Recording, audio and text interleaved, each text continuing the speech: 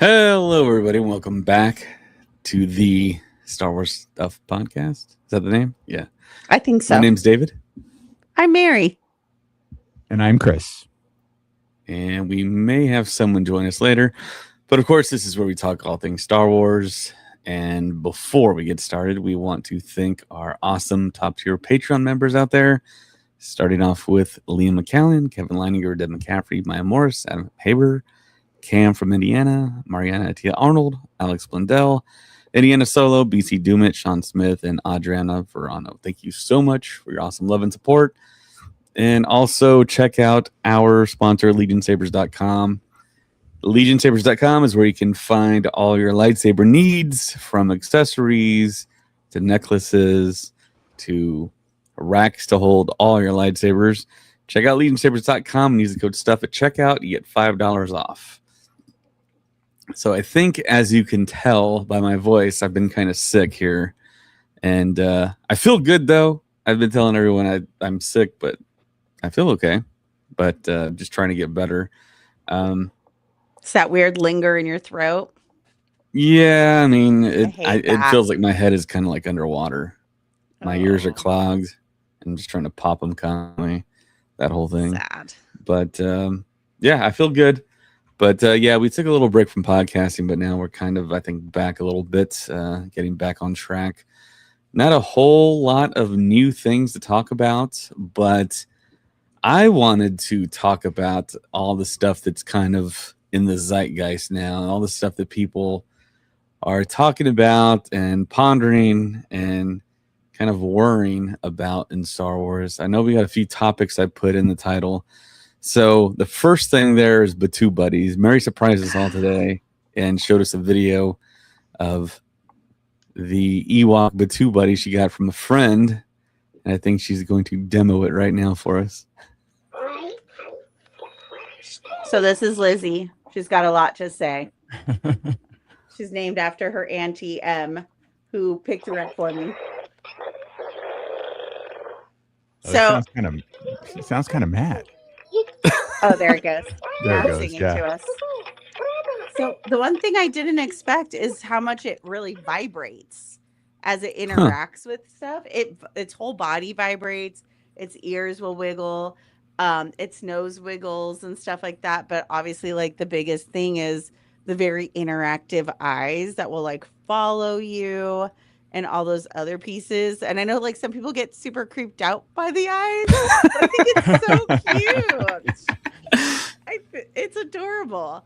But what I'm really excited for is when the R2. So if you don't know, there's the Ewok that's out now. You can get this at Disneyland Park. I'm unsure if you can get it in BATUU East, but you can definitely get it in BATUU West. And if you walk around the parks with it, it interacts with other ones that it like runs into. It interacts with the droids in the BATUU area. So it's very interactive. It's very much aware of things happening around it and being said around it.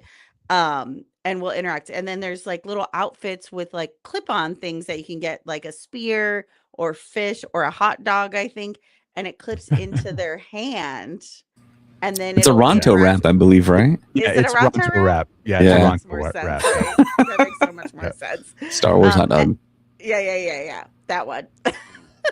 But it'll interact with things if you clip it into its hands as well. So super weird. But what I'm super excited for is the next releases that will come out. So we will get R2-D2, Grogu, and Baby Yoda.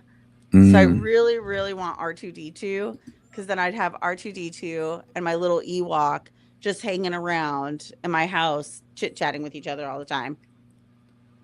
Huh. Yeah. Yeah, I was able to handle one, I guess you could say, at D23, and those things are just so damn cute. I mean, I was just touching it and shaking it and talking to it, and it was just responding to me. And like I was saying previously, I had to really, really resist the urge when I was in Galaxy's Edge later that evening to go buy one, because I had already dropped a ton of money at D23, and I was just like, Plus, the other Batu buddies that are slated to come out. You mentioned R2, Baby Rada, and Grogu. Those look pretty interesting too. They we couldn't hold them or anything, but they had them doing the interactive stuff, and with Grogu, um, the voices or the sounds that he made were very on point. They were really, Wow. yeah, they were really accurate to what you would see Grogu say or the noises he would make in the TV show and the movie. The one thing is I was kind of worried about that because I don't know if you're familiar with the Play It Now Lego sets where they're supposed to have all these cool sound effects and interact with each other and Oh yeah. whatnot. Those sound effects suck. So I was kind of expecting a similar experience, but no, they actually did it really well. Yeah. You mentioned you were looking to get the R2. That one wasn't even turned on. R2 wasn't really doing anything, so they're kind of keeping that hush hush for some reason. But Baby Rada made noises, Grogu made his Grogu noises, and they're just so cute. But like I said, I had to fight the power and not buy it. So my only concern with the R2 one is if you are in Batu, you can build a droid and you can Right. put a chip in it where it gives it a specific personality. And Right. yes, and then it's my concern is the R2 is basically just that same build a droid that's got more movable, like automatically movable parts because Right. it's not going to have the interactive eyes like the Ewok and Grogu would have and stuff. So I'm really curious how they're going to make that different than the build your own droid situation. That's a good point. I didn't think about that. I mean, I still gonna get it, but yeah. I guess that's a to be determined feature or features that R2 will have. But yeah, the other three that were actually interactive and on and doing their thing, they're all real cute. And so yeah. I'm gonna get one of them eventually. I just don't know what it's probably gonna be between the Ewok and Grogu, but yeah, they're just so cute. They're so freaking adorable. Yeah, you said Ewok, and she was like, "Pick the Ewok." Do you want him to get the Ewok? Yeah, I think she agrees. Okay, I'm gonna turn her off because she'll be very distracting the entire time. All right. So is it like battery powered, or you charge it, or? I don't know. Should I ruin the magic? It's Yeah, magic. It's a real. Don't ruin the okay. Okay, it's magic. It's very self-explanatory. If you get one, you don't even need to do a Google search to figure out. It doesn't even come with a pamphlet or anything. My friend FaceTimed me so I could pick her out and stuff. And the cast members basically activate it and stuff. But it's one of those things like you literally, she handed it to me. I turned it around a couple of times, felt around, and I figured it out and stuff. So very self-explanatory. It's alive. And it will haunt you. No, I'm just kidding. It will haunt you. It was winking at me in the beginning. Don't feed it after midnight and don't let it get in water. Yeah, that's what I was thinking. Exactly. Don't dunk it in water. Don't feed it after midnight or else you ask for trouble. Yeah. Yeah. Maybe you can think of a few things. I got some like 1980s Teddy Ruxpin vibes from it a little bit. Yeah. That's a fair analogy right there. Yeah. Also, like the whole like when you said it moved, it would like shake and vibrate. It reminded me kind of like a Tickle Me Elmo. That was like a big deal. Yeah. Back in the 90s, I think. It feels like they very much took that technology and like just updated it. Yeah. And you said it does interact with other Batu buddies. Has yours interacted with any other buddies? So when my friend bought it and she was walking through the parks and we were FaceTiming each other and stuff, it was interacting with the park, not so much other ones. But she was saying the cast members were very much on top of like who was allowed in that room to pick one out. Like if people were just trying to walk through. So if you are going to go get one, it's in Batu West where the droid depot is. There's the room where you pick out your droid parts to build it. And then there's the gift shop that R2 hangs out in a lot. That's connected, and people like to use that as an exit or a walkthrough. They were not allowing anybody to do that. They were only like people at the door were like, are you here to buy a BATUU buddy? Pick one out, adopt one, et cetera, et cetera. She's like, yes, but I need to FaceTime my friend because it's not for me, it's for her and stuff. So when we were even talking, cast members continuously came up. So they kind of wanted it to be like grab one and go, not so much hang out in there. So even when they activated it, there was no real opportunity for it to interact with another one. Because it feels like they very much have it on lockdown of like, take it and go, take it, buy it and go kind of thing. But it interacted with the parks even outside of Batu, which was interesting. She was saying like when she was walking through Fantasyland to get to the front of the park, it would vibrate and things like that. And then she never turned it off while she was driving home to like drop it off to me for me to pick it up. And she was like, it was even interacting like with the car movements and stuff. Really? Whoa. Yeah. Yeah, it's that sensitive. She was like, if I would like, if she was slowing down or stopping, it would start to talk. Interesting. That's pretty sick that it does that. Yeah. Yeah. And it also makes me think of Teddy from AI, that Steven Spielberg film. Oh yeah. And that or was a Ted cool... or Ted from Ted. Yeah, it would have been perfect if Ted would have shown up right now, but we could have said Ted like Ted. And then he appeared. Yeah. It looks like Appetite for Collectibles is watching us on YouTube. Hey, how's it going? I watch her stuff sometimes. She puts up a lot of reels and stuff. Cool. I think her favorite character is Ahsoka. I think so too. I saw that reel today. Yeah, I think that's her favorite character. I think she pulled out like every single like Ahsoka plushie, like 6-inch figure, pop figures. Yeah. So speaking of, there he is. Hey, it's like the Brady Bunch. Yeah. Yo, what's going on, everybody? Hey, what's up, Ted? Howdy. How's it going? We were just talking about you. Oh my gosh, bad stuff again. Always. Yeah, we were comparing you to Mary's Ewok. Oh yeah. Yeah. Oh, it does look like me. Because you're both so adorable. Oh, yeah. We're both scruffy looking. So also, I think we want to talk about a little bit of a D23 from one of the hosts here that was actually there. Chris, what were some of the highlights? And I don't know if there was any lowlights, but so I'll start with the lowlights. There was one, and it was something that I heard a lot of fans gripe about.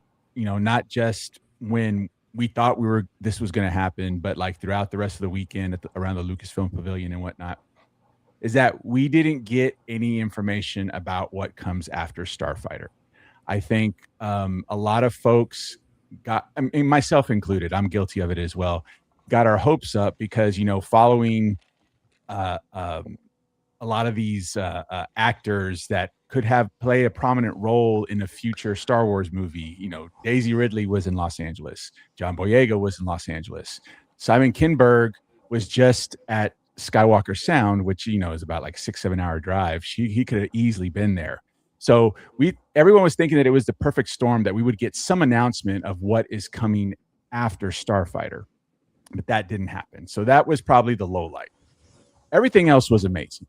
Not just what was revealed at the Disney Entertainment Showcase, where they went through all of their properties and announced what was coming soon, coming next, coming in the distant future, near future. All of that was really, really awesome. Of course, they started out talking about the 50th anniversary of A New Hope or Star Wars and explaining that it's going to be re-released in its original version this coming February. And they kind of they showed that awesome logo that we've all seen since April of 2025, and they kind of just gave a blurb about that. The one thing they didn't mention is that, and we've heard this, is that there's going to also be an IMAX release of that. He did not mention that, Dave Filoni, that is. Then of course it went straight to Ahsoka, and that really got the loudest pop of the night. Obviously they brought some of the cast out, and you had Dave Filoni out there talking about it, and obviously they showed that trailer, and really the energy was really high for that trailer. After it ended, the pop was just amazing. So everyone's really psyched for Ahsoka season 2. The one thing that was like a little disappointment, but it was actually rectified like a day or two later, is I've been to D23 once, and when I was there, it was right before The Rise of Skywalker was being released, and they showed that what I call the Dark Ray trailer, where we see Dark Ray at the end of the trailer. Well, at the end of that, we got posters for not just Rise of Skywalker, but we got posters for other stuff that that was going to come out, that are Disney properties. We got zilch. The only thing that we got was some really bad Doom cold brew coffee in a can. It was really, really horrible, but we didn't get any posters. So everyone was disappointed because we all saw the poster. We were flipping through our phones, and the release date of January 20th was leaked because it was on that poster. And then we saw, Rosario holding that poster, and we were like, oh, we're going to get that poster. No, at least not then. Then of course it went into Starfighter. Now, when Sean Levy and Ryan Gosling came out, there was a pretty good pop. Then they showed that little sizzle reel. I wouldn't even call it a teaser or a trailer. It was really just a sizzle reel. And then I don't want to say the energy kind of dropped, but I was expecting something a lot bigger. But it was loud. It wasn't quiet by any means. It wasn't just a little applause, but it wasn't the same as what that I heard at the end of the Ahsoka season 2 trailer. So what that means for Starfighter, I don't know. I was talking to some fans, and I think the problem is that they wanted more than just the total number. That whole sizzle reel was just about 1 minute and 5 seconds. It wasn't much at all, and it really didn't. It gave us a little bit of information about like the back history of this Starfighter that looks to be the crux of this story, but they didn't really elaborate beyond that. So I guess people were wanting more. They didn't get more. And, that kind of resulted in a lower pop than what we heard for Ahsoka season 2. So that was at that showcase, which was on night 1 of D23 at the Honda Center. I mean, that's how huge this has grown. They used to have it at that arena that was like right outside of the Anaheim Convention Center. It has a name. I don't remember what it's called, but it just got so big that they had to start busing people to the Honda Center. And man, they put on a production. I mean, everything was top notch there. Then there was actual presentations happening at the Lucasfilm Pavilion. And a lot of those were very, very informative. And we actually got some breaking news out of some of those. So the first one that I was able to catch was talking Ahsoka season 1 with Iman Esfandi. And he was real cool. He came out and they talked about, how did he get cast and how do you feel about holding the lightsaber for the first time and then, being Ezra and all that stuff. But at the end, he gave us, a little bit of tidbit about Ahsoka season 2. And this was before the showcase that happened. And, he just basically said it's going to be more lightsabers, more space battles, more fighting, more action. He did mention that he mentioned this at SpaceCon as well, but he said it again there that he's going to be in every episode of season 2. So that kind of hyped up the crowd a lot. Not to mention he pointed me out in the crowd. He's like, "Hey, I remember you." So I thought that was cool of him to do that. Nice. Then we had a panel with it was co-hosted by Lucasfilm. It was Kristen, it was Matt Martin and Portia, and I'm sorry, I don't remember Kristen's or Portia's last name, but essentially it's like Kristen is an editor for Lucasfilm. Matt Martin was on the story team at Lucasfilm. Now he does something else, but he's helping. Really? He's not on the... I think he's doing something else. That's what I think. They haven't really mentioned the story group lately. Right, so exactly. It's like, does it even exist? Exactly. Yeah. And then Portia is the archivist. She actually is responsible for archiving and cataloging all of the artifacts from the Star Wars movies from Force Awakens on. because everything before Force Awakens, guess who owns that? George. And he didn't leave any of it to Disney. He took it all with him. So she's responsible for managing the artifacts for, from Force Awakens on. Wow. And they were there with some representatives from the Franklin Institute, and they were talking about Star Wars: The Experience, which is that big museum exhibit that's going to debut next February. And what I thought was it was going to be similar to that exhibit that they had in the early 2000s, where they had props and costumes, and they had like the little player where you can like listen to the audio of them describing the costume and when it was used and whatnot. But no, it's actually going to be interactive. They said about 80% of the exhibits are going to be interactive. So it's not like you just go and you look at something, oh, that's cool, and then you walk away and look at the next thing. It's there's going to be interaction there for you. Cool. So they and then they talked about how they're going to have artifacts across all facets of Star Wars. They were talking not just the movies, not just the TV shows, but comic books, video games, merchandise, toys. They're going to have bits of all of that in that exhibit. And they're just talking about, how there's so much stuff that how can they fit it into, an exhibit that, because they want to be able to, first of all, show off all of the facets of Star Wars, in the types of media that, you can consume Star Wars with. But they wanted to have artifacts that span the entire 50-year history of the franchise. So it's kind of, they're working on getting that done.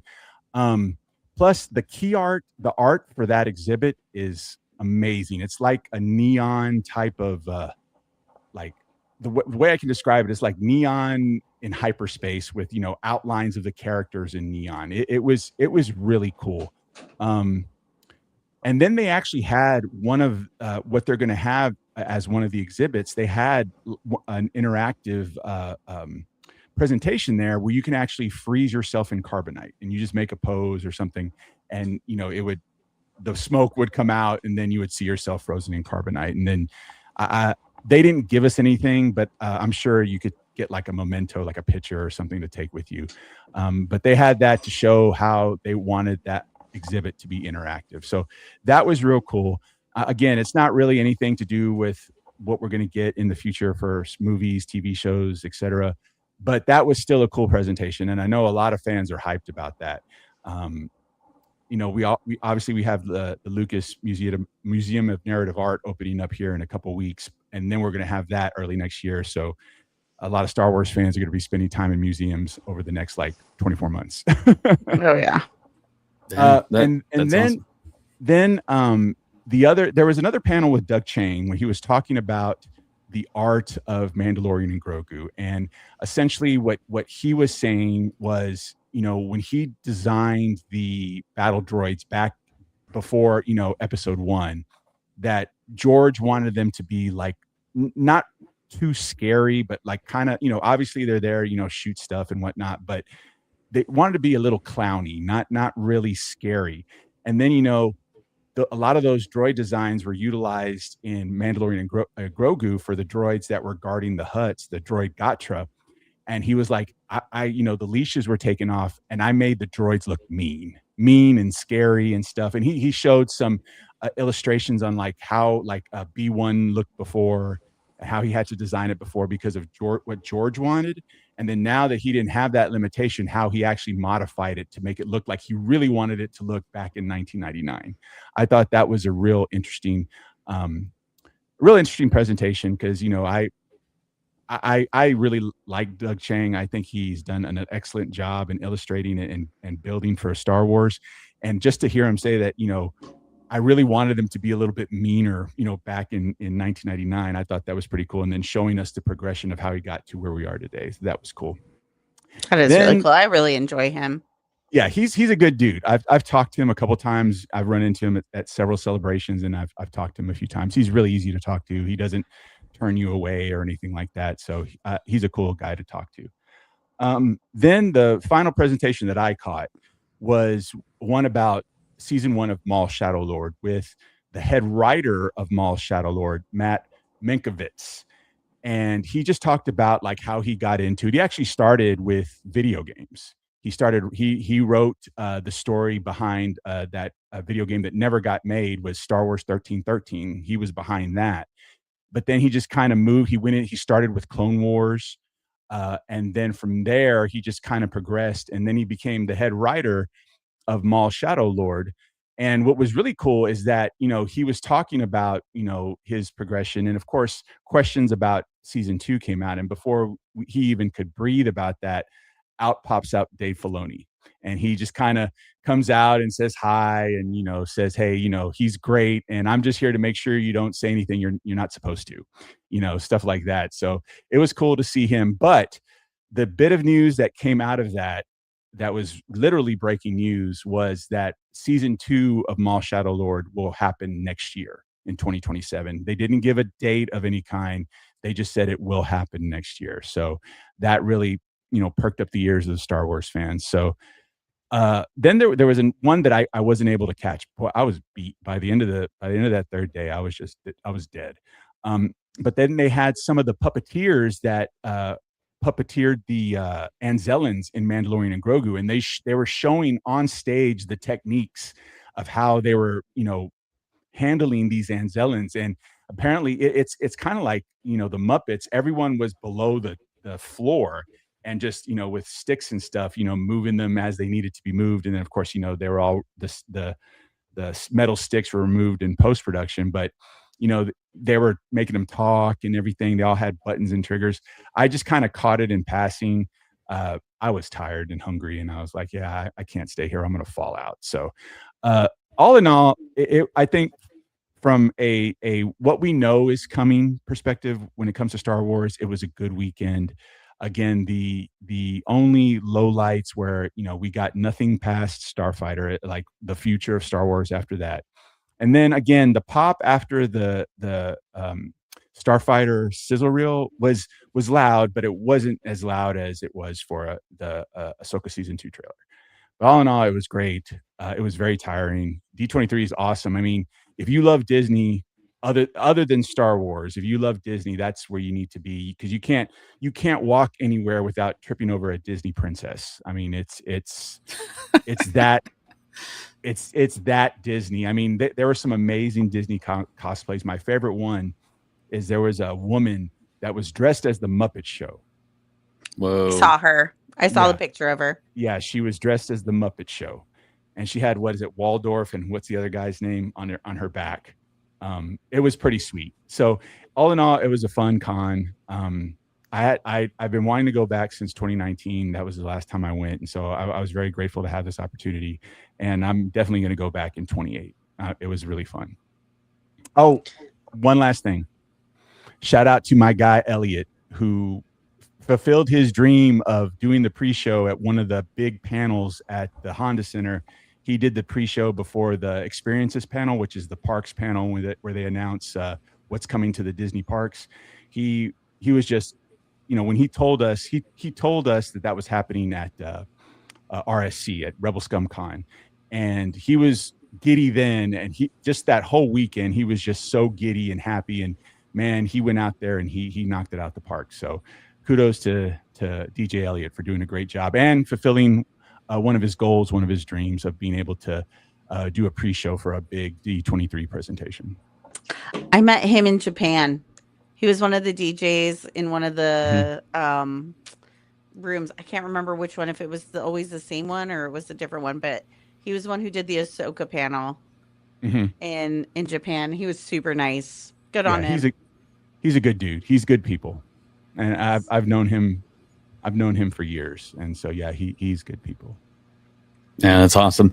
When we were starting the podcast, I cold called him because I remembered going to Celebration, and I was like, who's that guy with all that really cool remix Star Wars music? I just called him. He answered the phone, and I'm like, can I use your music? Use at Celebration? He's like, yeah, sure. It's not mine. I was like, that was okay, an easy yes. Yeah, we'll use it. And I'm like, thanks for answering the phone. He's like, yeah, no problem. Bye. Bye. Yeah. Yeah, he's easy to talk to. I mean, if you go talk to him, he'll talk to you. If you call him, he'll answer the phone. You And he's text also him. from Texas. Yes, he's from Austin. He's from Yeah. Austin. Yep. He actually he went to high school in Round Rock, and he actually got his theology degree at Concordia University, which is here in Austin. Very cool. Oh, wow. Wow, that's a lot of information you gave us there, Chris. That's a great recap. I got so much to talk about. I mean, this is so like Monday morning quarterback type stuff, and kind of listening to other people talk about and think about what we did get and what we didn't get. But I want to give you a shout out, Chris, because I didn't even think of this. I hate myself for not thinking about this. And you mentioned to me, you talked about how they are going to release the 1977 version of Star Wars in theaters. But then you were like, I hope we get the physical media copy of it. And I'm like, oh my gosh, I didn't even think of that. I will have that thing on repeat because that is the first version of Star Wars that I ever experienced. And I want to see everything that I saw when I was a little kid. I haven't seen that in so long. Saw it on VHS really, really bad. And then, of course, our VHS players died, so you can't even watch it. But yeah, I want to see like the Vaseline smudged on the wheels of the land speeder when it rolls into Mos Eisley. And yeah, I mean, there's a lot of like stuff in there that I think a lot of people are going to notice now after watching the special editions. And also the Ewoks' eyes, they blink now and they didn't before. Right. And I remember listening to a lot of people talk about, oh, you can see the zippers on their bags. And I never saw any zippers, but of course it was VHS back then. Yeah. I don't think that's a truism, but I don't pay attention to that. It's an Ewok. I don't care if it has a zipper. I don't care if it has a zipper on its back. It's an Ewok. Too funny. Yeah. It's like, the hilts don't shoot a laser sword out of it. You got to suspend belief if you watch movies like that. If you can't do that, you probably wouldn't enjoy any type of sci-fi, fantasy, superhero type movie. Yeah, and you also brought up the fact that we didn't get anything past Starfighter. Right. And that's what I've been hearing a lot of talk, a lot of chatter on the internet about the fact that they did not announce something like an episode 10 or the next thing they're doing. But I mean, you got to think, I mean, we're so close to Celebration. If they're going to do that, it's going to be then. Exactly. And you mentioned Simon Kinberg. He was in the area. He's always in the area. I'm pretty sure he lives there. But he's been assigned to do a trilogy. And now I think everyone's talking about, well, it's probably going to be episode 10, 11, 12. But we just don't have any details on it. That's just kind of, I don't know, hopeful speculation. But then again, I mean, they said the Skywalker trilogy is over. So if that's over, they're just going to start a new episodic trilogy without Skywalkers. New saga. But then you have the variable of Starfighter. I mean, it feels like the franchise kind of hinges on the success of that movie. If it does great, they'll probably do sequels. They'll probably do spinoffs. If it does nothing, I mean, where do they go from there? Unless they already have the episodes planned. What do you think, Ted? Daisy's movie is still in development, though, too, right? I think they pretty much shelved everything. Everything that they announced. They said a little bit of news about Taika Waititi. He's working on his project, but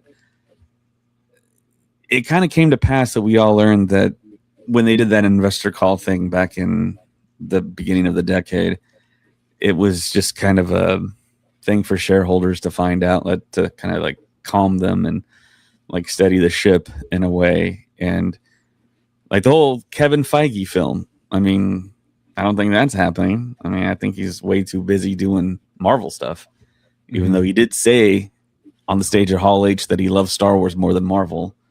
So there's always hope for him doing something there. But I think we're in a very odd time in entertainment, and you and I talked about this, and I've been telling people this after we got back from San Diego.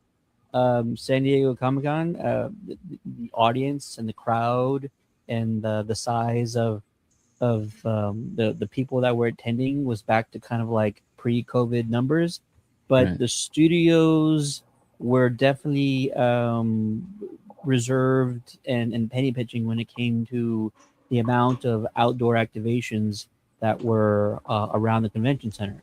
We saw probably a 50 to 60% reduction in outdoor activations because studios are hurting. Everything's more expensive. Making films and projects and TV shows is more expensive.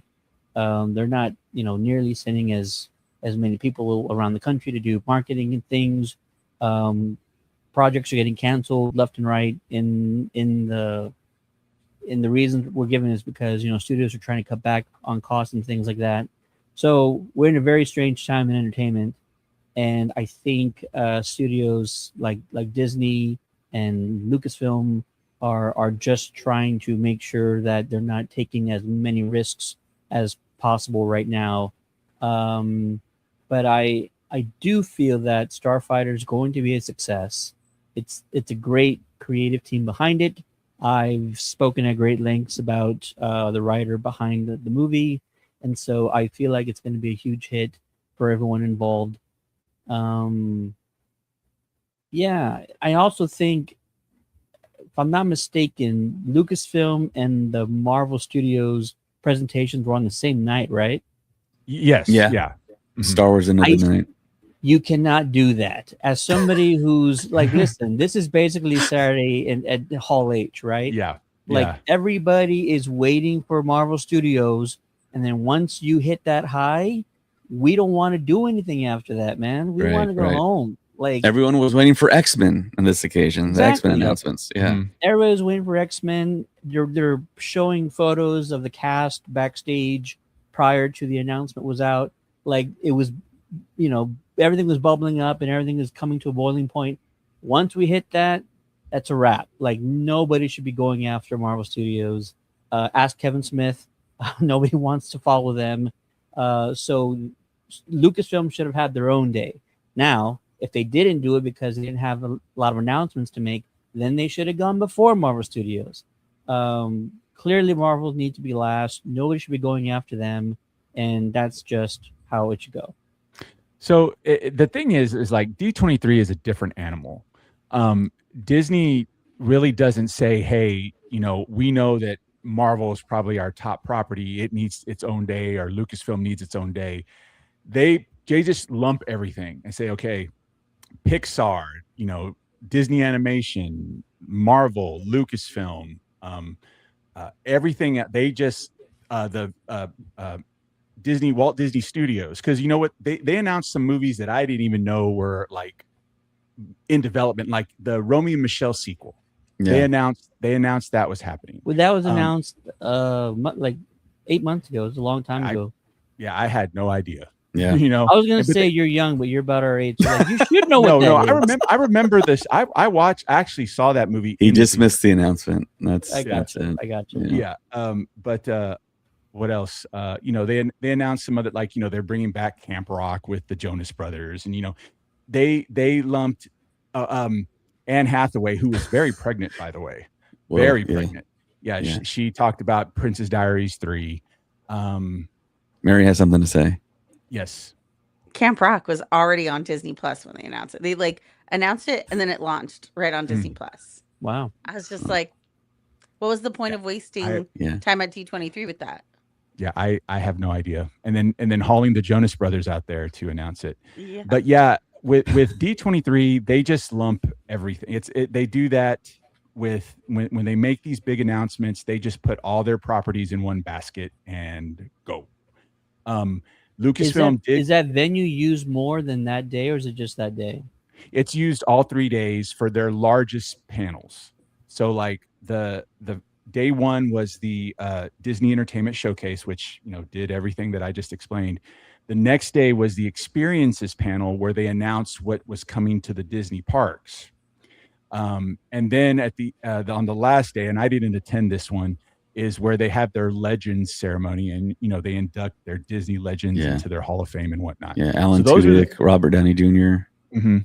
those are the big ones, and they Bob Iger. have those always at the Honda Center. So like the big announcements, it's like Hall H. You know you're going to get your content, of the big announcements, never before seen footage and whatnot during those presentations, and it's the same every year. They don't really deviate from anything. And here's the thing, though, is that Lucasfilm always goes after Marvel. Lucasfilm is, I'm surprised they weren't the end, and it kind of shocked me, because when the Lucasfilm presentation ended, I was like, okay, I'm out, because there was 16,000 people there, and I wanted to try to get out. And normally the last time I went, and every time I've seen it, Lucasfilm closes it out and then it's over. But no, they did it. They started talking about other Walt Disney Animation projects. There was Alexander Nothing's bigger Wilson. than Frozen. Yep. They did Frozen 3. They brought Kristen Bell and everyone out there talk about Frozen 3. They had Josh. I don't know, was Josh Gad there? I don't know. I was out. I was already out. I totally missed that whole thing. Yeah. I totally missed the whole thing. I'm wondering how it's going to do, because like these Frozen movies are taking too long. My daughter is 7. She's at that prime age, and she's kind of like over it already. Yeah. It's like these movies are taking too long. Yeah, I know. I was talking to a friend of mine who they have like a 8 or 9-year-old daughter, and they're like, yeah, she was all about Elsa and she was all about Frozen, and now she could care less. So it has to resonate with like even younger kids now, so they can bring them in for it. So we'll see. Kind of an Mando Grogu situation, it seems like. Could be. Hey, but they're putting a lot of chips behind Frozen 3. They're actually putting a lot of chips behind sequels in general. I would say probably 75% of everything that was announced was a sequel. You know, Incredibles 3, Coco 2. Oh, that was a big one. Yeah, which made me almost made me cry. And actually, the loudest pop of the night, for the whole night, was when they announced that Coco was going to be a world in Kingdom Hearts 4. The crowd went crazy, and I had to cover my ears, and my watch was going off saying that it was too loud and it was going to hurt my ears. That was the loudest pop of the night when they announced that Coco was going to be in Kingdom Hearts 4. Everyone was really excited about that. But like I said, about 75% of it was sequels. You know, Romeo and Michelle 2, like I say, Incredibles 3, Coco 2. Where's Encanto 2? We want Encanto 2. Encanto, no. Did they say Encanto 2? No, they talked about they're going to build like an attraction, an Encanto themed attraction. But they also have Lilo and Stitch 2. Yeah. That's coming out too. They had some like cool stuff. Hex is like an original. Mm-hmm.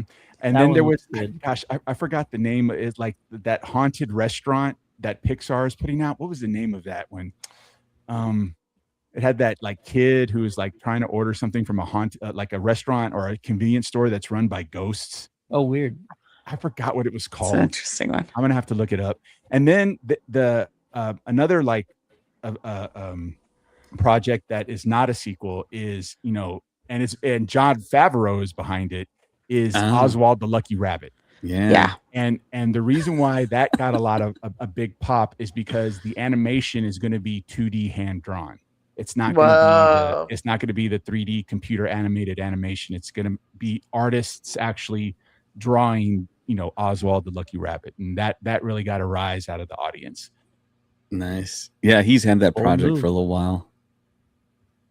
And live actions, right? Nothing live action was announced. Romy and Michelle 2. Tangled. Why do I know this? Tangled live action. Yep. We knew that one's been coming, but what I'm curious is, have they finally figured out we don't need all these animated movies redone in live action? Like Lilo and Stitch did great, but after that, like Moana did not do well. Mm-hmm. Snow White did not do well. That just cost too much money. Yeah, it does. But so it's like, have they finally figured it out? It's gotta make sense. Like Lion King in live action doesn't make sense because we're not even using real lions. Right. It's still considered an animation. It's still it's still animated. We're still using, you know, computer graphics. And the things that make the Lion King, the animated project, so enticing and so moving is like the facial expressions, and it's really hard to convey the same facial expressions when you're 3D animating like a lion Mhm. to look natural. Doesn't come across the same. The Yeah. name of that Pixar movie is called Ghost Market, and that Mm. looks interesting. Yeah. And Ted, you brought up Lion. They actually are. Jon Favreau is behind another project there with National Geographic, where they go out and they follow a lion cub from birth to adulthood, and it's just called Lion, and that got a nice pop because they showed about maybe 5 minutes of the like the intro to that, and it's real interesting. And I've always been a fan of like when they do documentaries like that, because I'm like, you're really going to let them get eaten, you're really going to let them get hurt and stuff like that. Cute little lion cubs or cute little hyena cubs or whatever. And yeah, they let nature those do its cute? thing. I'm just saying, I don't know if they're cute or not. It's all subjective. Beauty is in the eye of the beholder. Sure. Those documentaries are dark. If you thought like Disney cartoons back in the day were dark, go watch like that Ryan Reynolds narrated wildlife documentary that he did, because there were birds that live in these like high mountains and stuff, and the chicks, when they hatch, they have to survive like 150-foot fall in order to like make it into the world, and most of them don't. So it's like they showed that to kids. This was a kids documentary, and I'm like, dude, this is dark. It's wild. Yeah. I still think about the one with Cumberbatch and how he can't say penguin the same way more than once. Penguins. Yeah. Penguin. Do you guys know the story of Oswald the Rabbit and how Disney reacquired him? I don't know how he reacquired him, but I know that how he lost him. Okay, well, you can fill us in there, but the way that they reacquired Oswald was they did like how you would do a trade in the NBA or NFL. They traded Oswald the Rabbit for Al Michaels, the commentator. So he moved from I think from NBC or ABC to NBC, and they just traded with like cash. And Oswald was the original like mascot logo symbol before Mickey, but they lost him. They sold him, and then Walt Disney created Mickey Mouse. John told that story. Okay. On stage, and what he said. Well, he was, and Al Michaels was a Disney legend. He was there on stage. Wild symmetry there. Yeah. He said that Walt, that was his first like cartoon creation, but he was under contract with Universal, Paramount, one of those two, and they got into creative differences and so he quit, but that was their intellectual property, so he couldn't take it with him. And yeah, you're exactly right. That's what they did. They traded Oswald for Al Michaels. Yeah, that's so wild. And so now he's back, and again, he's making that project, and it looks good. I mean, the animation looks really good. Yep. Alexander on YouTube was on top of it tonight. It was Universal. Yeah, Universal owns NBC. Yeah. Alrighty. Yeah. There was so much you said there, Chris, in regards to D23. Just kind of the overall feeling that people are talking about Star Wars these days. And I've seen a couple of spots where they're kind of saying that this is this time period. But before I say that, when Ted talked about, we were at SDCC in San Diego, and that was a pre-Spider-Man Brand New Day world.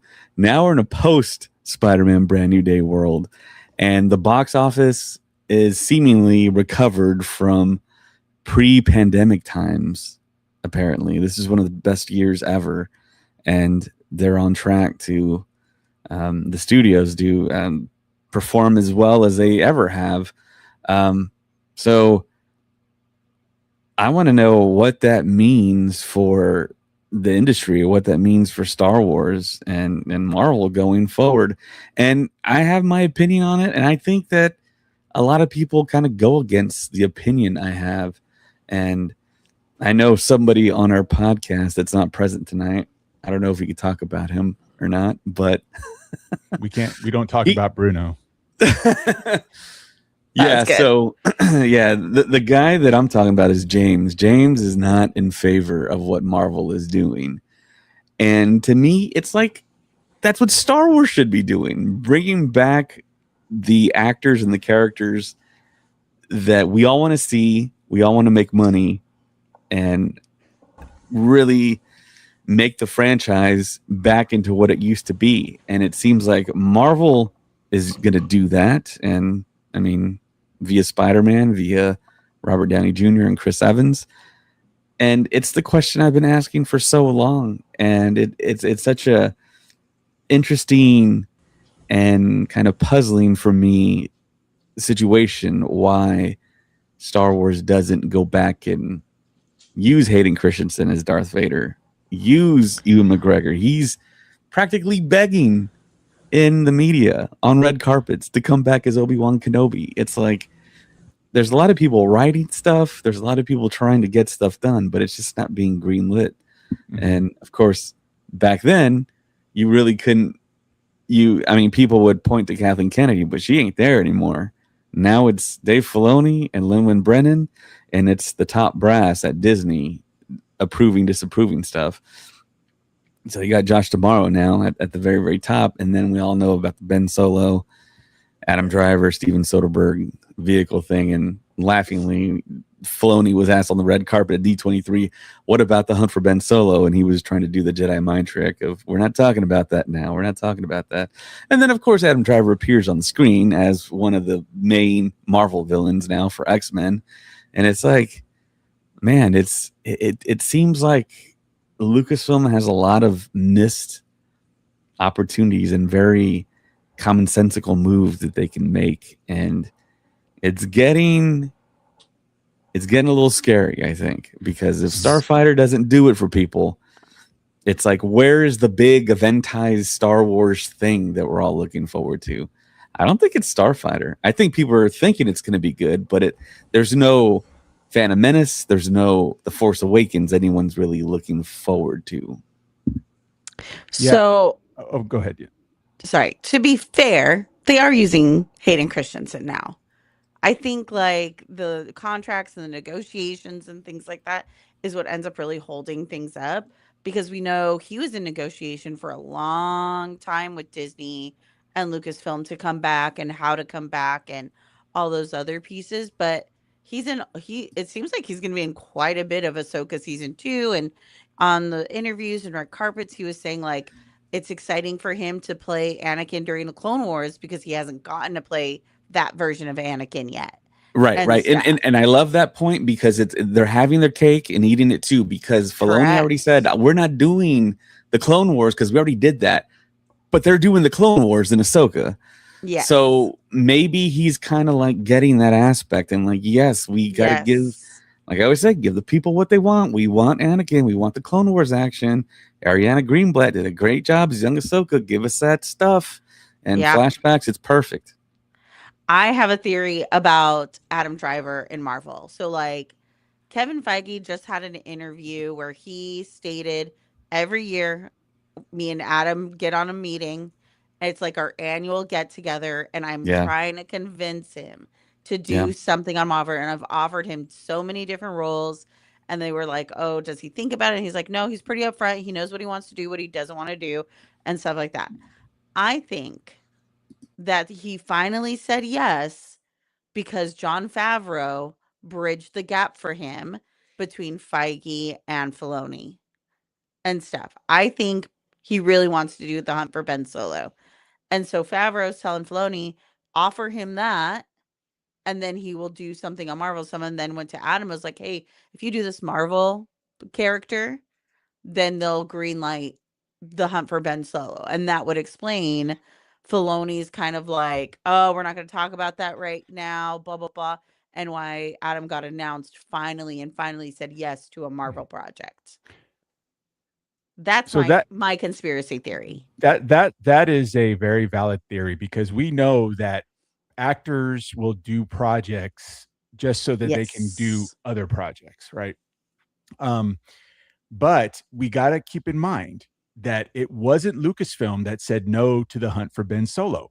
It was Bob Iger and the Disney execs that said no. We don't want you to make this movie because it doesn't make sense to us. We can't see how Ben Solo is still alive. Yeah, that's fair. And the thing is, now that those people are essentially gone. It's Josh D'Amaro's show. The only thing I think that will happen, because I don't think Filoni and Brennan are going to pitch that to D'Amaro again. The only thing this is the only lifeline that project has, in my opinion, is if Josh D'Amaro says, "Hey, let's pull this out and look at it again." If who is it? It was Adam Driver and Steven Soderbergh. Yes. If they are willing to do this, let's try to make it then. But I don't think Filoni or Brennan will pitch it to anyone ever again. So that's the only lifeline. But I probably agree with Alexander Wilson here that The Hunt for Ben Solo is on the shelf next to the James Mangold Dawn of the Jedi movie, which was announced, a couple years ago. Yeah. And it's not happening anymore. So, I don't know. I don't think Dave or Lennon need to pitch anything to Josh at all. I think Josh is not a movie guy or anything like that. I think he's always been a parks experience guy and stuff. And his biggest win with everything to get him where he's at is that he listens to people and he lets people that he doesn't know anything about do their jobs. I could very easily see him being in a space of like, you guys know Star Wars, you guys know these films. Right, You exactly. are the keeper of the stories. Do what you got to do. Here's your budget. Right. And that would be great, because that's how you should run a company like that has, so many moving parts. Is you need to trust the people that are working under you. Yeah, trust the talent. And not micromanage. And it sounds like at that point in time, Iger was like, no, I want to make sure that we throw something out there that, the fans are going to enjoy. And, ultimately Iger is, where the buck stops. And Iger did say he was the one that said, I could not see how Ben Solo was still alive. He killed it. I mean, I know there are other people in charge of content, but he was the one that axed it. So ye of little imagination. Yeah, I mean, we talked about it on the Cantina cast. It's like, come on now. All these people that are dead are now back. Darth Maul is back. Essentially, some of us thought Ezra and Grand Admiral Thrawn were dead, and they're back. People come back as Force ghosts. It's like Star Wars is like a soap opera, and that's what George Lucas said. And we know if you follow soap operas, characters that die, sometimes they come back. And they just, Iger and company just didn't understand how Star Wars works, I think, and that's why they didn't greenlight this project. I thought it sounded great. What I read of that script, the alleged script that essentially leaked, I thought it was a great story. I would have been 100% behind it, but ultimately C-level people killed it. Yeah, I think that's all executives. I'm not gonna remember the story, but I think it was either Star Wars or some type of Marvel property where like there's an executive getting in the way of like the most basic understanding of lore, and they wouldn't let something move forward because they kept blocking it because it didn't make sense to them. And the movie ended up getting made, and it was just like, wow, they're so out of touch with their properties that they can't even understand sometimes the simplest of lore or legacy or story with these characters. And so it's kind of like pulling teeth, or whatever the most extreme version of pulling teeth is with these executives. Like, yes, just get out of the way. But also, I don't know. I know the box office seems like it's kind of back to normal and things are all fine and dandy. I think it's just kind of like fool's gold at this point, because we're only talking about success with like a handful of people. You got movies with Tom Holland and Zendaya in it, with the biggest comic book character in history. But you also have Obsession. Your favorite film of the year? Hang on. Backrooms. I was gonna say, and the other thing is like you got guys like Christopher Nolan who he's just printing money, but he's the only kind of director that I can think of today who has that kind of power of Denis bringing Villeneuve? people. Say it again. Denis Villeneuve? Denny, you know what? I am so surprised about how successful the Dune franchise is. Yeah, I think it's probably bigger worldwide than it is in the US, but a lot of projects and franchises are like that. Like Avatar's like that. Yeah. The Americans don't give a damn about Avatar, but like the world's going to show up for like $2 billion worth of box office sales. So I'm not saying James Cameron is still one of the greatest directors of all time, one of my favorites.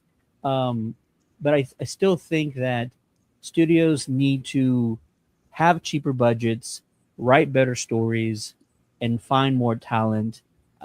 People are kind of tired of the same old recycled actors being the same old roles. That's why like Tom Cruise's next movie is getting so much hype because he's kind of doing something that's not very Tom Cruise-ish. His Mission Impossible movies don't make any money, but everybody's talking about this next movie that he's doing because he's not doing regular Tom Cruise stuff. It's got to be interesting. It's got to be enticing. And I think studios are slowly figuring that out, coming out with new, fresh ideas. Obsession, my box is right here. My wish.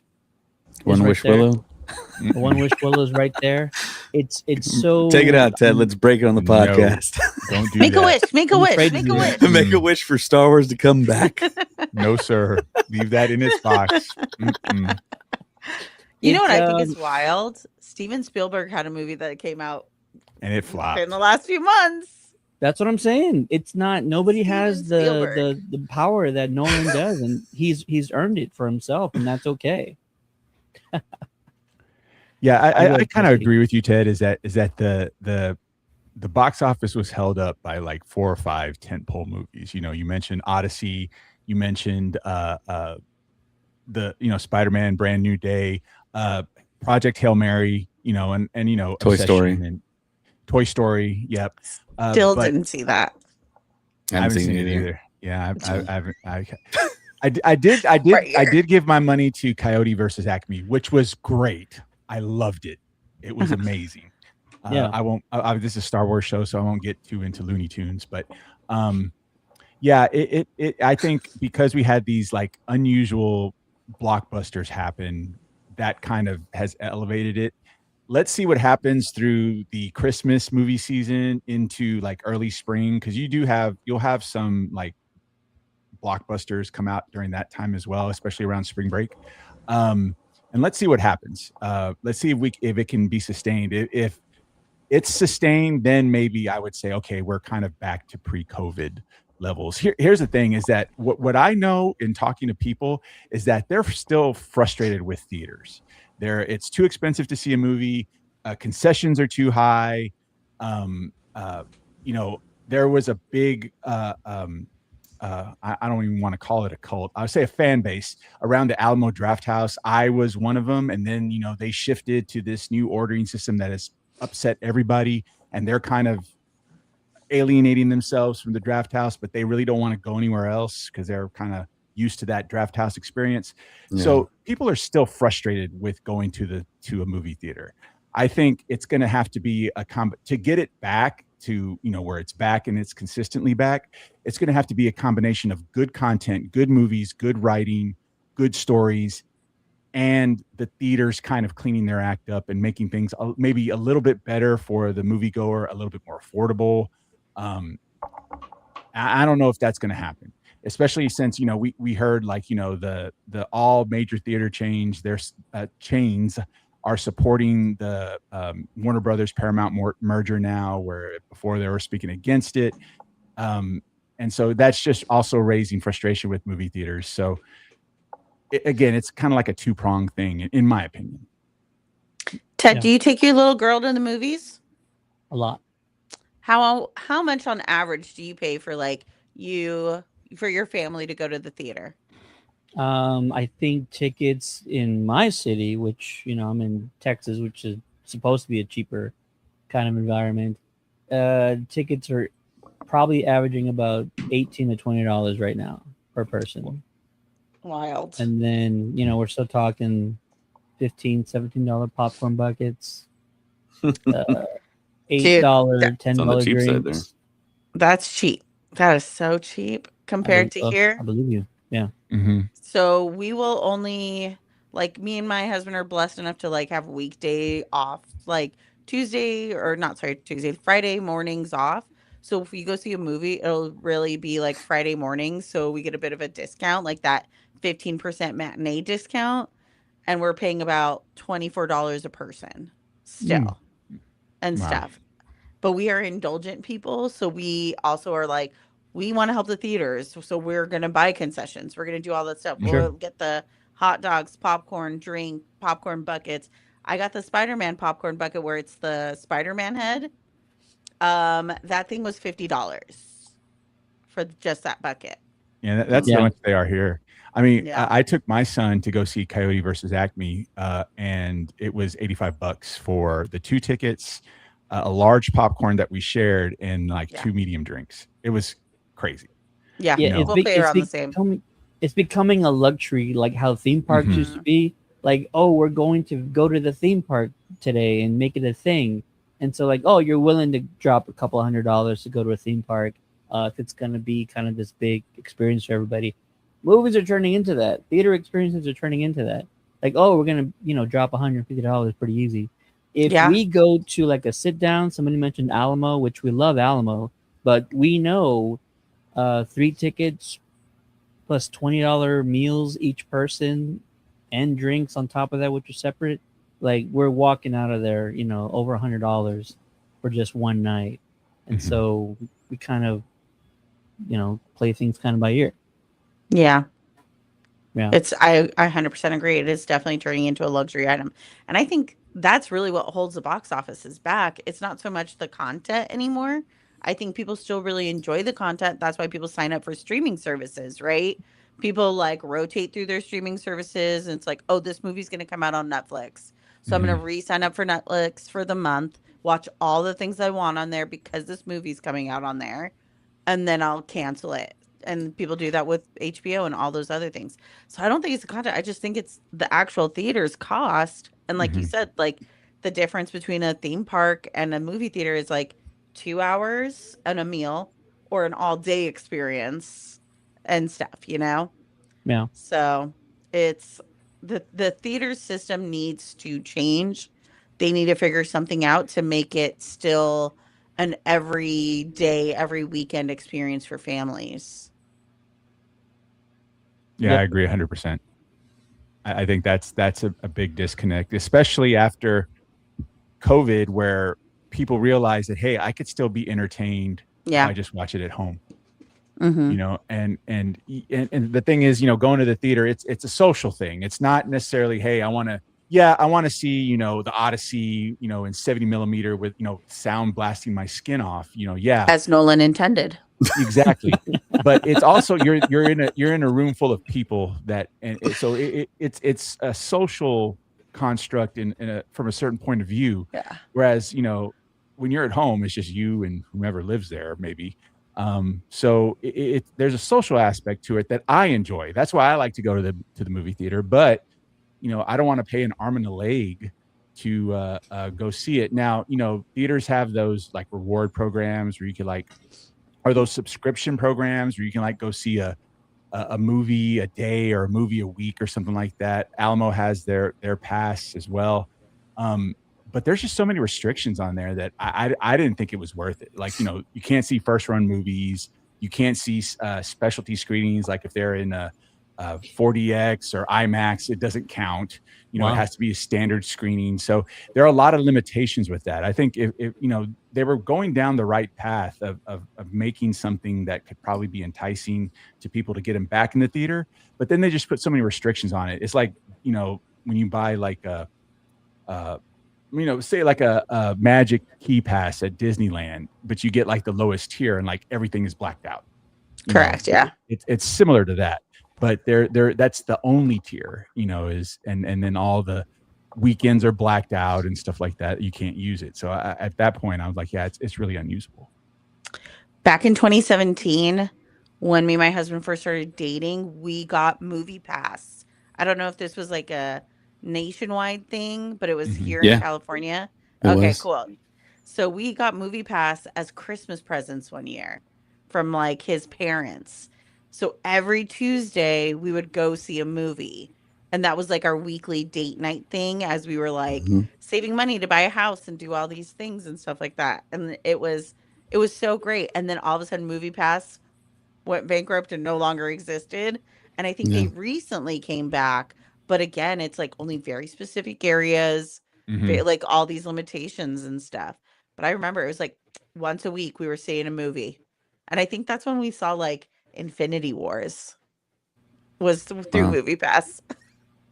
If I'm thinking like timing wise, right? Yeah. Yeah, Alexander on YouTube wants to get our thoughts on the fact that Gen Z are going to movies higher than any demo this year. I mean, the Obsession film has a lot to do with it. Then, of course, Spider-Man and the fact that like Yeah. Nolan, everyone's going to go see a Nolan movie whenever it happens.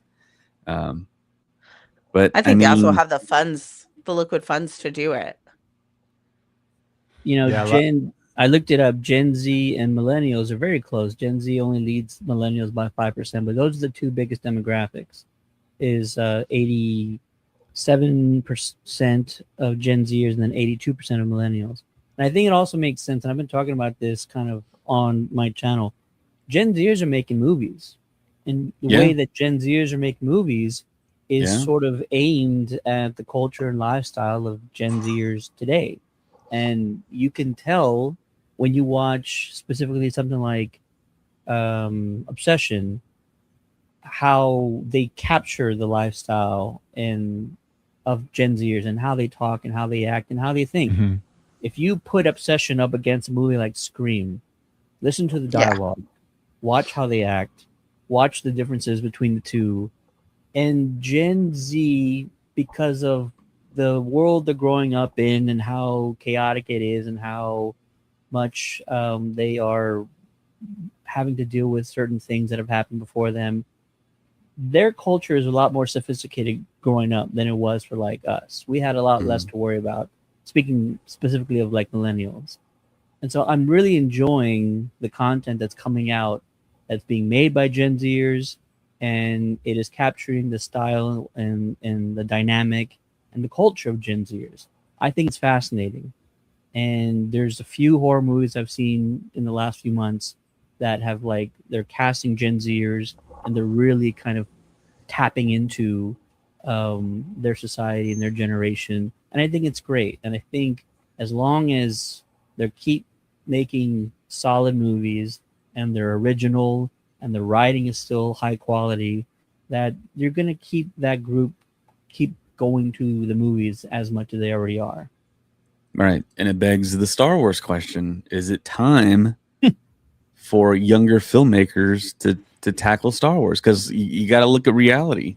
You got to look at when Star Wars came out in 1977. It was made by George Lucas. He was a young guy. I believe he was in his 20s, right?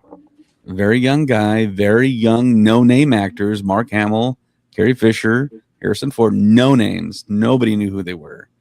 Then you fast forward to The Phantom Menace, the prequel trilogy. That was made for a younger demographic. I mean, there's no doubt. I mean, you have Jar Jar, you have this new trilogy geared to a younger audience, and now you come out with the sequels. Disney comes out with them, and they're trying to go back to the original trilogy, but still, it's still younger people.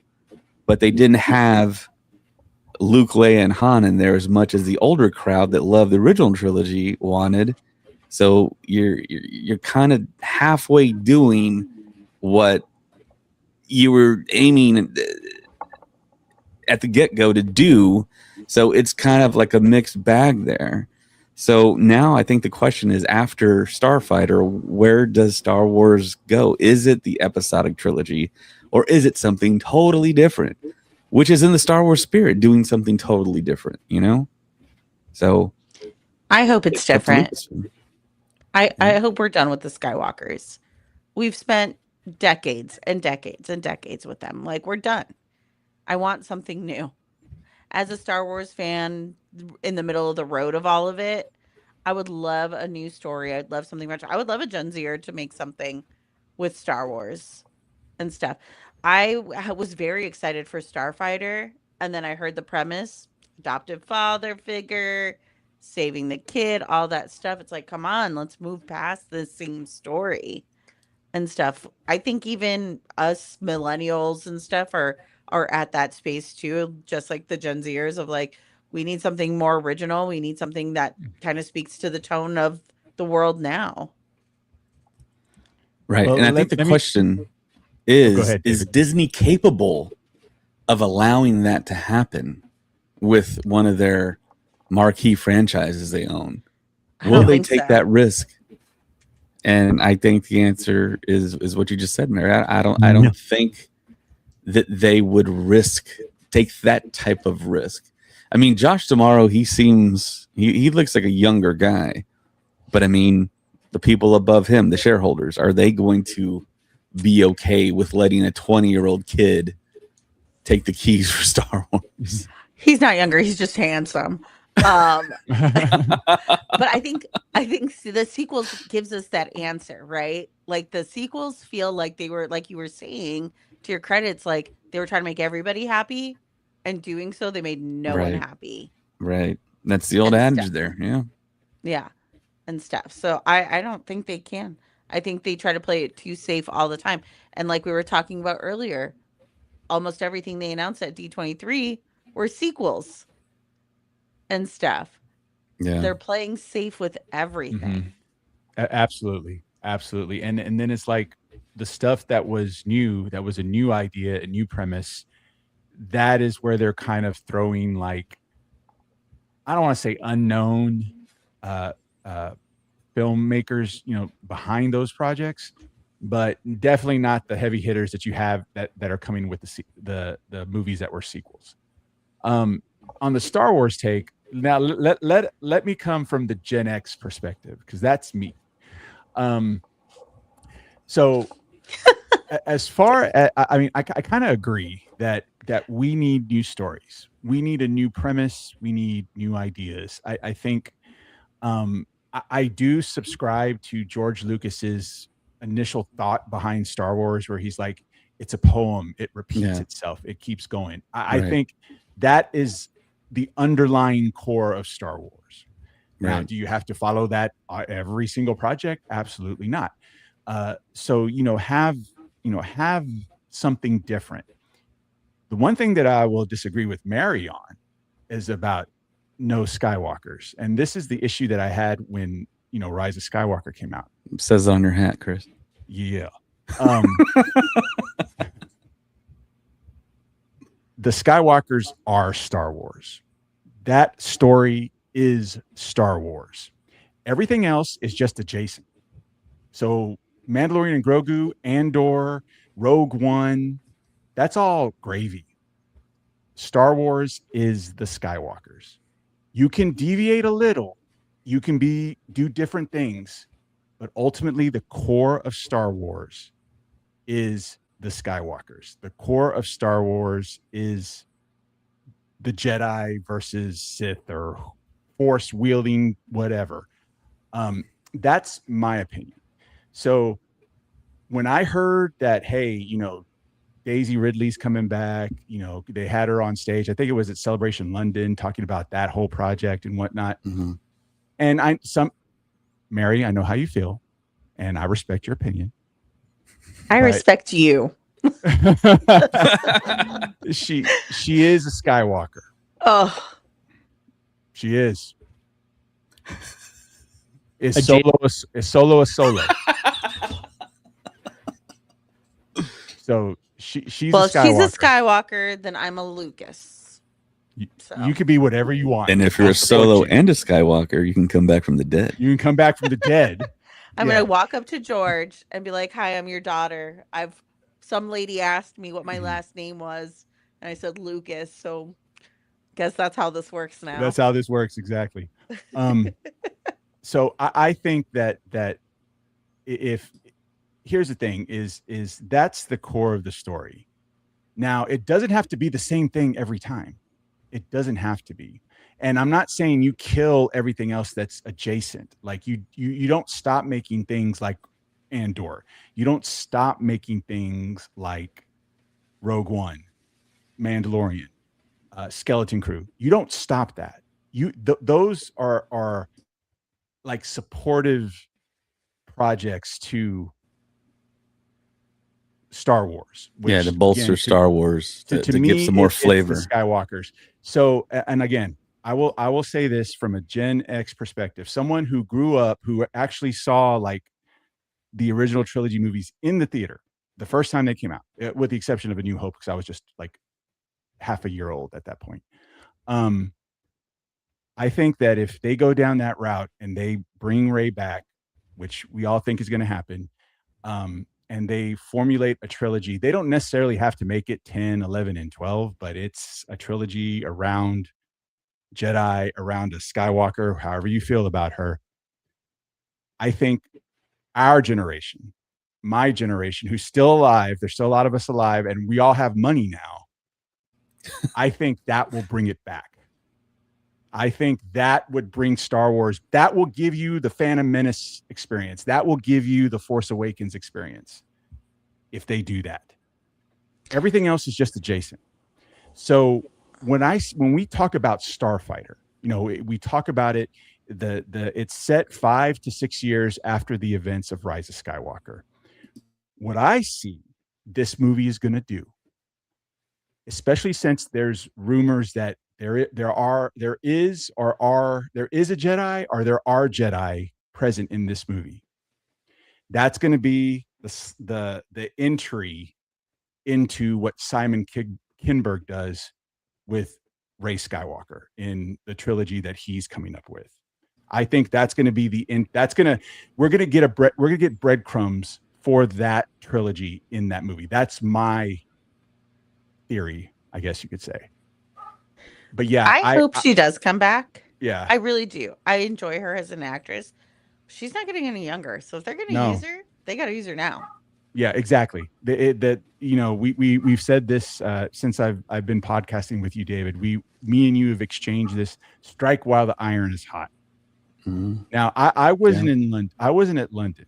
I wasn't at the London celebration, but I saw the live stream. And when Daisy Ridley walked on the stage, the pop was loud. I mean, were you in that presentation, David? Yeah. I mean, it's her hometown, right? Obviously, yeah. But it was loud. So if you want, and it was a shock, and it was a welcome shock. Absolutely. And here's the thing: is like, I know a lot of folks have issues with Rey, Mary Sue, all that stuff. But from what I've talking to Star Wars fans who really weren't a big fan of her back in 2015, 2017, definitely 2019, they've kind of evolved into, hey, she's not so bad. So I think if they go that again, that would bring the franchise back, because you're going back to what Star Wars is, and that is Jedi, that is Skywalker. You don't necessarily have to have the same trope, the same beats story-wise. It could be a different type of story, but if they're at the core of it, I think that's what will make it successful. I'm okay if they continue some stuff now, but David earlier said, like, make the easy choices and easy decisions. You said something along those lines. Mm-hmm. The easiest choice in the world is give us the Knights of the Old Republic saga. Go ahead and make it. Watch the money roll in. We're all waiting for it. The millennials want to see it. We grew up playing the games. Do it. I'm begging you. I know you guys were writing something back before COVID, and then COVID hit, and so maybe you guys shelved it. Let's dust off that script and let's develop it some more, and go get some new hotshot up and coming actor to take the reins and print all the money in the world. Knights of the Old Republic. We want it, and we've been waiting for it for what, 20 something years now? When did those games come out? 20 years ago, more than 20 years ago. 2003. Right there. Yeah. It's all there ready for the taking. You don't have to change a whole lot. We know what the story is, but that doesn't matter. We knew what the story is when you made the prequels, and it's fine. We still went and showed up. So go ahead, make it already. We want a Knights of the Old Republic project. I'll take a series on Disney Plus if that's what it comes down to, but I'd rather see it on the big screen. Right. Show me Revan. Give us what we want. Yeah, Keanu Reeves Revan. Yeah. Well, I don't want to rain on anyone's parade. Yeah, but I'm about to as well. I would be down for that 100%. Right. I would be down for that 100%. Because the characters are interesting. Now, I wasn't a big player of the game. Okay, so I'm coming at it from like I don't know the ins and outs of that timeline like a lot of Star Wars fans do. And here's the thing. Well, hold on. The ones that aren't pleased, and there will be fans that are not. They say they make that project. They're going to be bitching just like they were with the sequels, just like they were with, parts of The Mandalorian, just like they were with Skeleton Crew.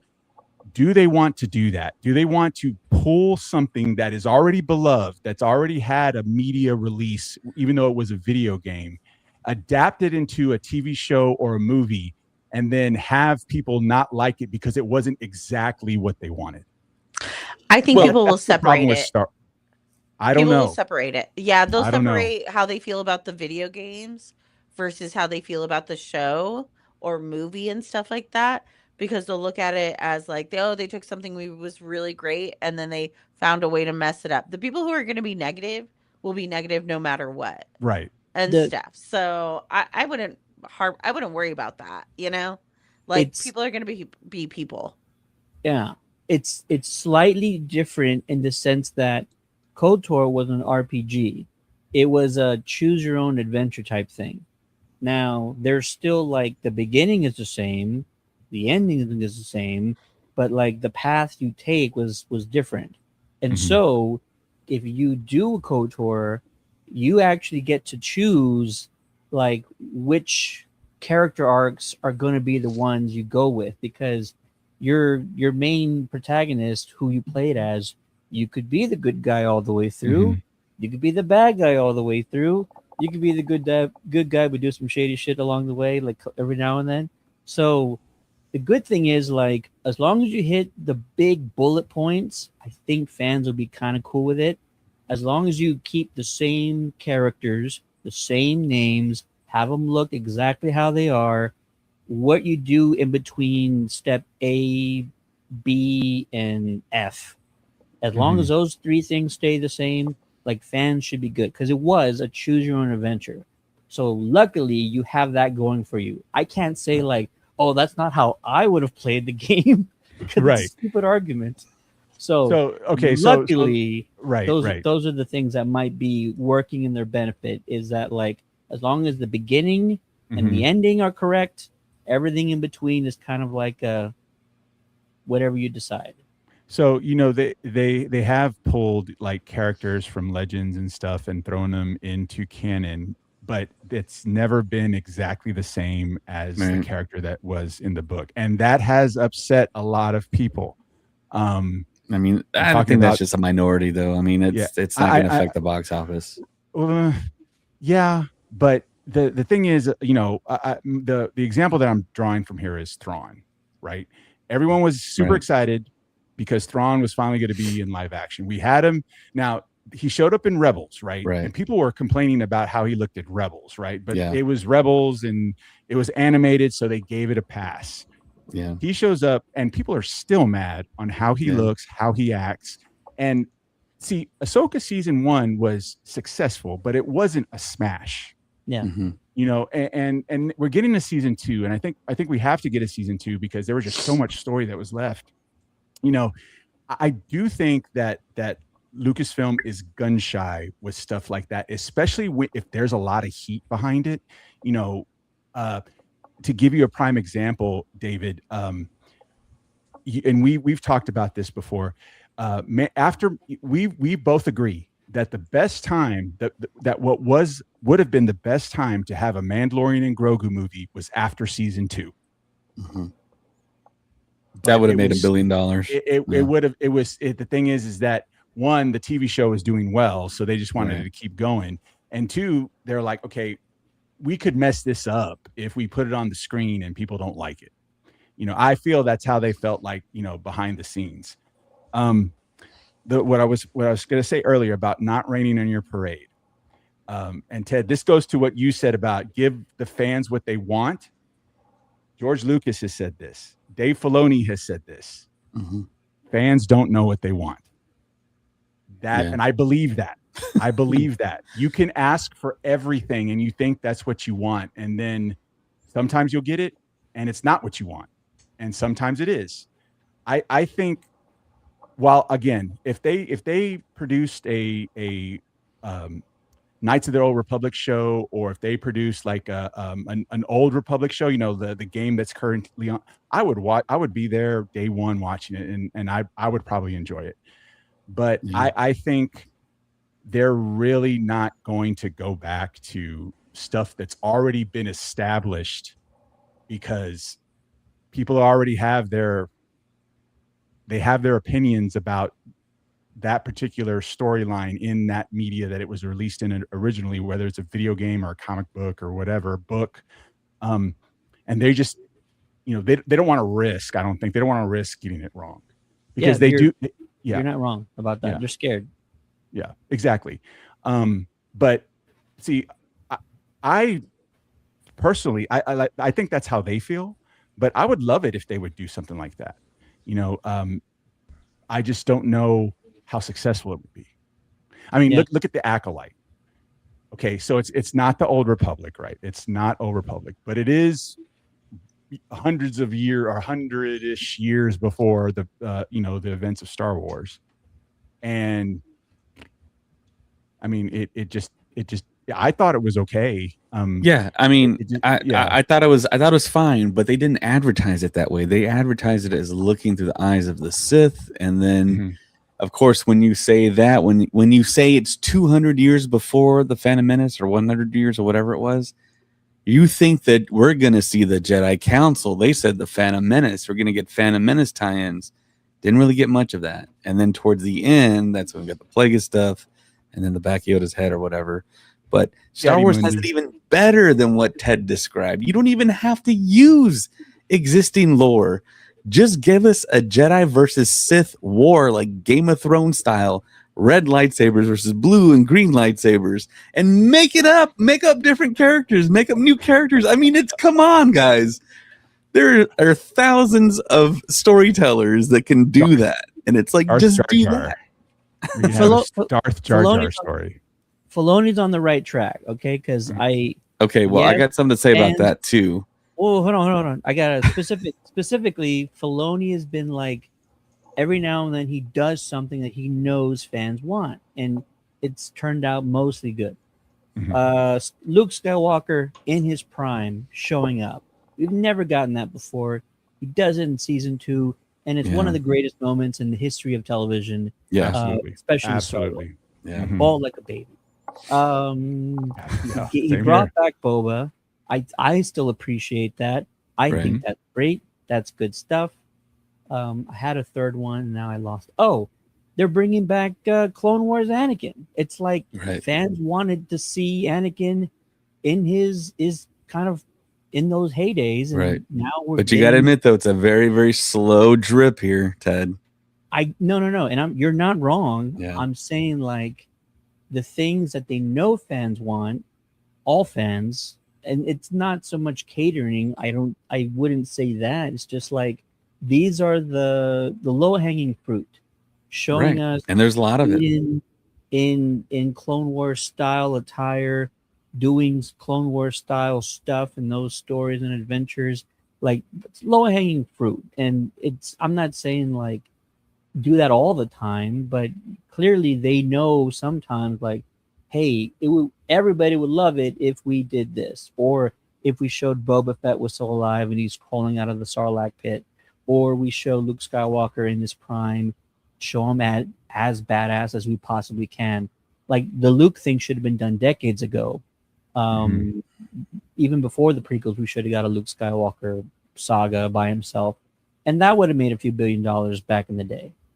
So like, every now and then they do something that all fans will enjoy, and we respond accordingly. If you do a KOTOR thing, I think majority of the fans will get on board, and the other rest of them will be like, well, that's intriguing. You know, the Jedi at their height and their glory and their power, these new Sith from another galaxy showing up out of nowhere, wrecking havoc. That would be dope as hell. And major battles, like David said, that's a thing that also happens later down the KOTOR line. So like, it would open up a lot. So yeah, every now and then they do the thing where like, okay, we'll do things that all fans want, and I think that's all good stuff. More stuff like that. Yeah, my rain on your parade there, like Chris had, was I know a guy that knows a guy that heard from another guy that Filoni wants nothing to do with KOTOR and Knights of the Old Republic whatsoever. He doesn't want to do anything with it. In the wise words of Justin Bieber, never say never. Yeah, never say never. You never know. But like, why not just do it? Why not print the money? Let me ask you guys a question. We're talking about, you know, Star Wars projects and whatnot, and what the fans want. So here recently, we got something from them in response to fan response, and that is the Ninth Jedi. That whole series of the Ninth Jedi. That was made because the response to the shorts when the first episode of that short debuted in Star Wars Vision Season 1, that was the one that got the most feedback. That was the one that got the most positive reviews and whatnot. So they went on, they did another one in Season 3 of Visions, and now there's a 8-episode series. Have any of you guys seen that? No, but I'm busy as hell. So like, okay, I'm not the general person to ask. Okay, well then we'll put a pin in it, because if you guys haven't seen it, then it's really pointless to talk about it. When I see Visions episodes, I see untapped potential and untapped greatness, right? Because I see ideas I didn't even think of show up in these things, and I'm like, that's a cool way to do that. Why aren't we getting something like this in live action? Right. And what I was going to, and I won't spoil anything about it, but what I like about the Ninth Jedi is that, you know, some of the other Vision shorts, they were kind of out, you know, they had aspects of Star Wars, but you know, you couldn't put that story in like a canon timeline because it was just too out there. Right. The Ninth Jedi, it really follows all of the Star Wars rules. It's a story that could happen like 1,000 years before the Battle of Yavin or 1,000 years after. It really follows Star Wars almost perfectly. Well, don't the lightsabers change colors though? That's explained. It's explained. Right. It's a great explanation. So, which adds to, I think, lore and exactly makes sense. Exactly. Yeah. So that is, you know, you talked about, David, you talked about like untapped potential and stuff. If they were able to adapt just an outline of that story that encompassed the Ninth Jedi, it would have been a great Star Wars movie. It would have been an amazing Star Wars movie. Yeah. But we got it in an anime, right? You know, that is based on the Star Wars world. So, you know, they are out there, you know, it's like they are tapping these creators that really didn't have a role in a big sci-fi franchise. They're bringing them in, writing these stories, animating these stories, and like the Ninth Jedi is actually really good. You guys need to watch it. Yeah. I'm gonna get to it. I promise. I haven't even on the plane to Lucas Museum. David knows how many shows I am behind on, and it's embarrassing to say that, but it's just because entertainment moves fast. Yeah. So, yeah, kind of doing that. All right, guys. I think if I get another One Wish Willow, then goodbye to this one, because I'm going to snap it and wish for a KOTOR saga. Don't do that. It can't go wrong, right? Don't mess with supernatural things. How would it backfire? I'm not going to get attacked by like Filoni in my sleep, am I?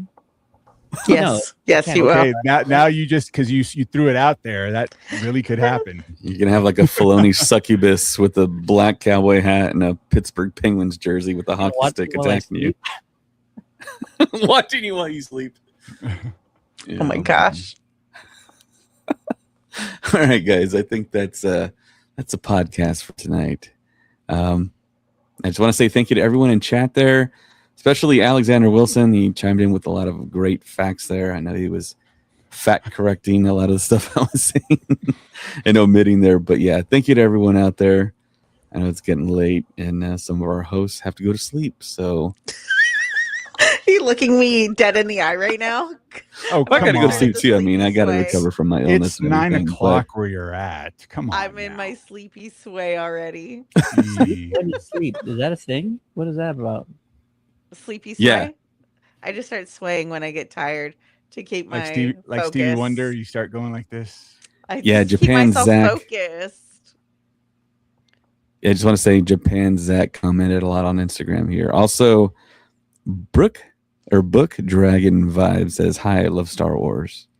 Hi. And yeah, then Zach had a lot of stuff to say. We'll read it next time. But yeah, definitely check us out on all the socials. Thank you to everyone that's been listening to us on our hiatus, supporting the podcast. For Mary, Ted, and Chris, my name is David, and may the Force be with you. Always. And also with you. KOTOR. This is the way. Filoni paralysis demon.